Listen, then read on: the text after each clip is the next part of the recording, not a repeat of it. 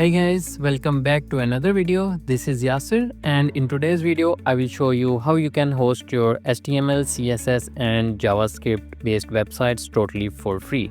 For this purpose we are going to use Netlify.com, which allows us to host our website totally for free. If we go to their pricing plan, we can see that they offer a free plan, and if we scroll down we can see that they provide 100 GB of bandwidth per month for free, which is more than enough for a medium-sized HTML based website. Now without any further ado, let's start. First of all, we'll have to go to netlify.com. Then we will have to create an account on their website. For that, click up on this sign up button here.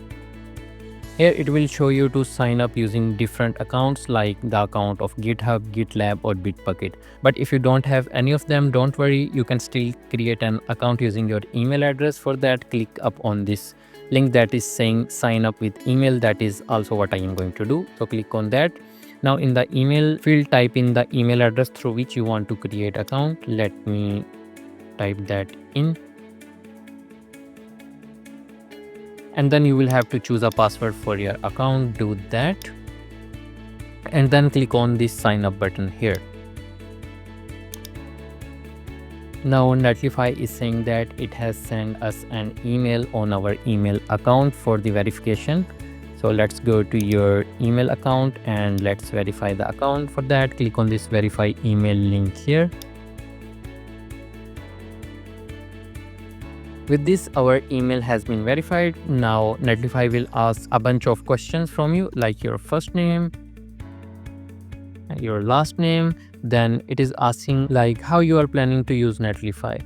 I'm going to select personal because I am going to use it for my personal project. And then it is asking what kind of project do you want to build first. For this, again, I'm going to select personal project. You can select anything. It doesn't matter that much.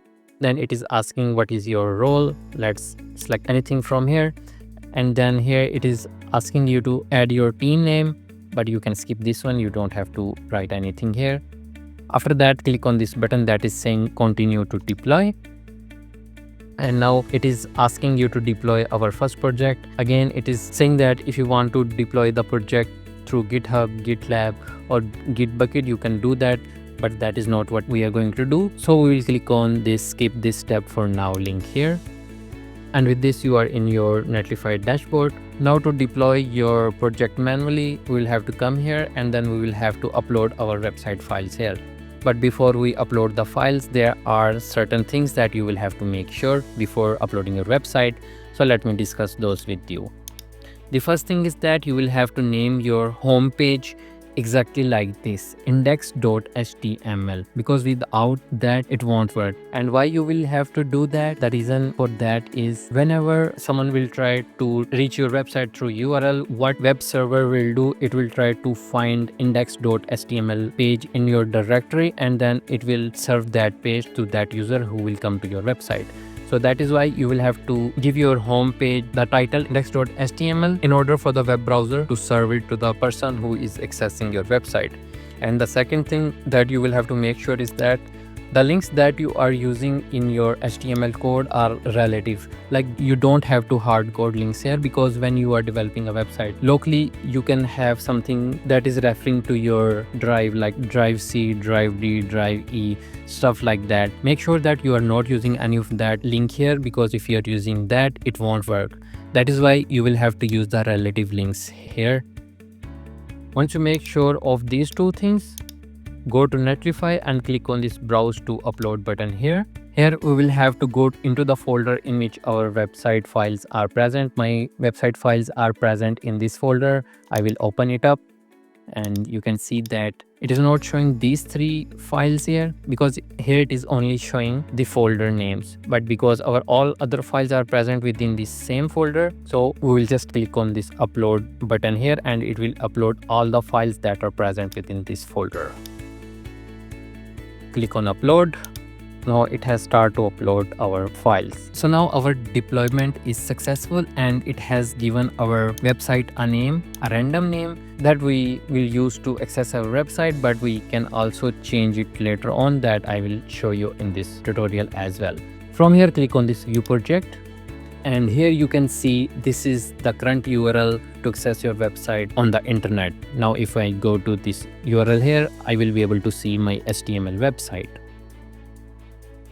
You can see that my website is now accessible through this public URL, and if I scroll down, I can see that every image and everything is working correctly. Let's try to navigate to some other page and see if all the linking is also working correctly. Now we can see that this page is also working correctly. Here the images are being loaded and everything is looking good. So we are good with our website. Now let's see how we can change this part of our website name. Actually, we cannot use this part here because we have to use a custom domain name, and this is the part that we can customize. So let's see how we can change this name. For that, go back to your dashboard and then go to project configuration from here. Scroll down a little bit and you can see this button that is saying change project name. Click on that one. Now here you can type in the name through which you want your websites to be accessible. Let's say for this one, I will give it a name Yasser-website, and this will be your new URL to access your website. You can also see a warning that Netlify is giving you, like your current URL will not work once you will change the project name, and that is actually what we want, and our website will be served through new URL.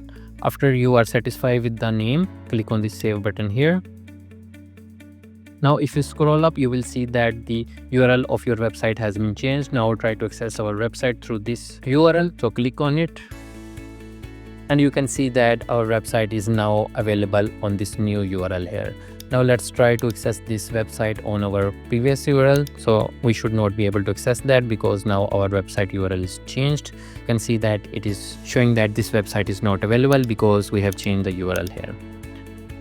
And with this, that's all for this video. If you have enjoyed this video, I would like you to like this video and subscribe to this YouTube channel for more informational and technical content. Thanks for watching.